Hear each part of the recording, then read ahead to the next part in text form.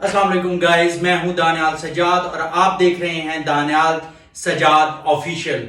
उम्मीद करता हूं आप दुनिया के जिस भी कोने में हैं अपनी फैमिलीज के साथ बिल्कुल महफूज हैं और अपने सैलाब ज़दगान भाइयों की अपने लेवल के ऊपर भरपूर मदद कर रहे हैं। आज जो टॉपिक हम आपके सामने लाए हैं वो आपके ही सवालों का एक जवाब है। हमारे कमेंट्स के अंदर बहुत सारे लोगों ने ये पूछा कि इन्वेस्टर्स और सोसाइटीज बुरे तरीके से क्यों नाकाम हो रही हैं। सोसाइटीज की फाइल्स जो हैं वो बहुत ही अच्छे रेट के ऊपर, ऑन के ऊपर और फुल डाउन पेमेंट्स के ऊपर इन्वेस्टर्स ले लेते हैं, छोटे इन्वेस्टर ले लेते हैं, यूजर एंड ले लेते हैं, लेकिन जब वो मार्केट में बेचने जाते हैं तो उन्हें वो उस तरीके के प्रॉफिट्स नहीं मिल रहे होते और बल्कि मार्केट का बिल्कुल एक रुख ही चेंज हुआ होता है। तो उसके हम मुख्तलिफ जो हैं वो पार्ट्स को आपके सामने डिस्कस करेंगे। उससे पहले अगर आपने मेरे चैनल को सब्सक्राइब नहीं किया तो आप सब्सक्राइब करें, बेल आइकन को प्रेस करें ताकि आप तमाम तर मालूमात से ताकि आप मुस्तफीद हो सकें। तो चलते हैं हम आप अपने टॉपिक की तरफ। आज का टॉपिक नहायत ही अहम है इन्वेस्टर्स के हवाले से और यूजर एंड के हवाले से। सोसाइटीज की फाइल्स यूजर एंड और इन्वेस्टर्स बहुत ही अच्छे पैसों में खरीदते हैं, जिसका फायदा मुख्तलिफ मार्केटिंग कंपनीज को होता है या जो हमारे बीच में ब्रोकर्स होते हैं, फ्रीलांसर्स घर बैठे जो इधर की फाइल उधर करते हैं, उनको फाइल्स का प्रॉफिट बहुत अच्छे तरीके से होता है। लेकिन यूजर एंड जिसके पैसे लग रहे हैं उसको प्रॉफिट क्यों नहीं होता है? और सोसाइटीज इतने बुरे तरीके से नाकाम क्यों होती हैं? इतना बड़ा बड़ा ब्रांड होने की वजह से, इतना बड़ा बड़ा नाम होने की वजह से लोग उनके ऊपर ट्रस्ट करते हैं और वो क्यों अपने मुख्तलिफ चीजों के अंदर वो नाकाम हो जाती हैं? उसकी सबसे पहली वजह यह है सोसाइटीज ओवर सेलिंग करती हैं।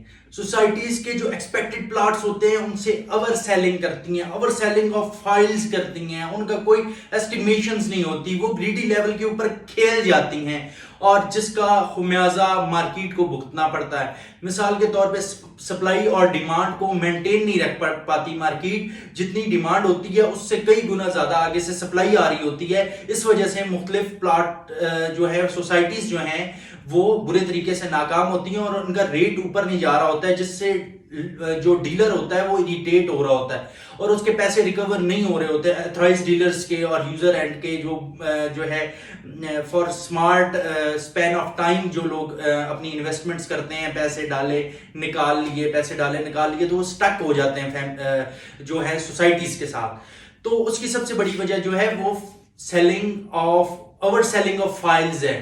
ओवर सेलिंग ऑफ फाइल्स वो एक बीमारी है जो हमारी मार्केट को दीमक की तरह चाट गई है। और सेकंड थिंग इज कि उतना लैंड होता नहीं है।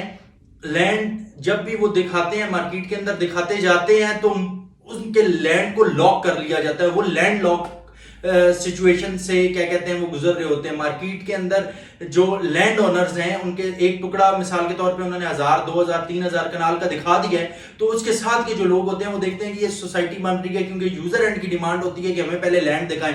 वो लैंड जब रिवील करते हैं तो उसके साथ के जो लोग होते हैं वो कहते हैं अच्छा मतलब आप हमारे से कनाल लें 5 लाख की और आप 5 मरला दें 25 लाख का, 30 लाख का, 35 लाख का, तो ऐसे तो हो नहीं सकता। तो फिर वो अपने मुंह खोल देते हैं और लैंड जो है वो लैंड प्रोक्योरमेंट जो होती है उनकी वो बहुत डाउन चली जाती है और लोगों को नुकसान बहुत बुरे तरीके से होता है कि वो मजीद लैंड ले नहीं सकते। ओवर सेलिंग वो पहले कर चुके होते हैं।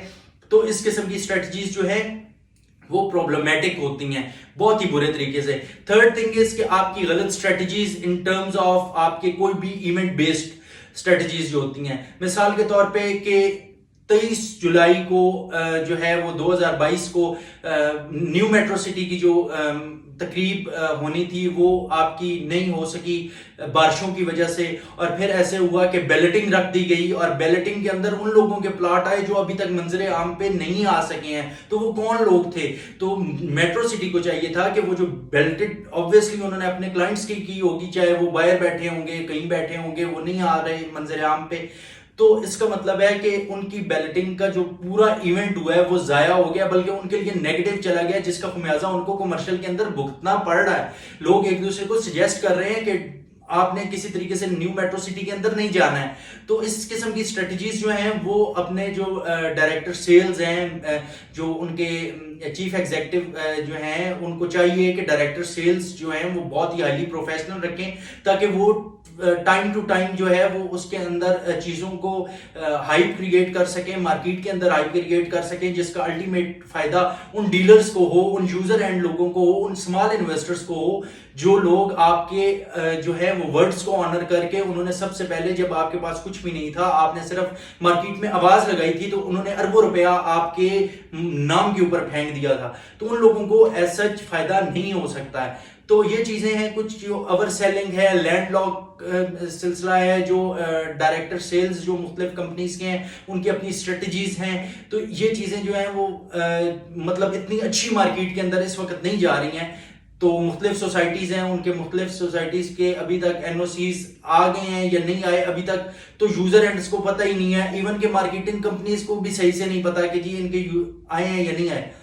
तो इन चीजों को बेहतर तरीके से सामने लाने के लिए इनके जो पीआरओज हैं, पब्लिक रिलेशन ऑफिसर्स हैं, उनको बहुत ही ज्यादा स्ट्रांग होना पड़ेगा और यूजर एंड तक चीजों को पहुंचाना पड़ेगा। और मार्केटिंग कंपनीज जो हैं वो वेल इन्फॉर्म्ड होनी चाहिए। वो वेल इन्फॉर्म्ड नहीं है। मार्केटिंग कंपनीज खुद एक कंफ्यूजन का शिकार हैं कि फलानी सोसाइटी ठीक है, हमने तो बल्क के अंदर उठाई थी और हमने बेच दी, और यूजर एंड जब उस मार्केटिंग कंपनी का एक फाइल रीसेल नहीं कर सकते, एक फाइल रीसेल नहीं कर सकते, तो क्या फायदा हुआ इतनी बड़ी वो इन्वेस्टमेंट करने का और इतने लोगों को घेर घेर के लाने का।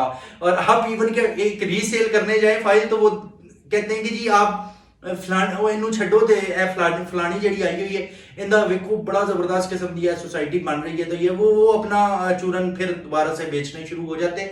तो मेरे ख्याल में कोई भी मार्केटिंग कंपनी है वो सेल प्लस रीसेल की जो है वो जिम्मेदार होनी चाहिए। आप जिससे भी खरीदे फाइल, उसको रीसेल का भी जिम्मेदार बनाएं। ये ना हो कि आप कम से कम उस रेट के ऊपर जिस रेट पे आपने खरीदी है उस पे तो रीसेल हो ना।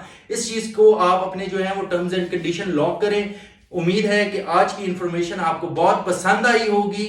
आपको अगर पसंद आई है तो आपने सब्सक्राइब करना है, बेल आइकन पे प्रेस करना है, ताकि आपको ऐसी मालूमात साथ साथ मैं देता रहूं, ताकि आप लोग अपने इन्वेस्टमेंट को भूसे के भाव ना बेचें, अपने इन्वेस्टमेंट्स को जाया मत करें, अपनी जमा पूंजी को जाया मत करें। आपके लिए ढेरों दुआएं।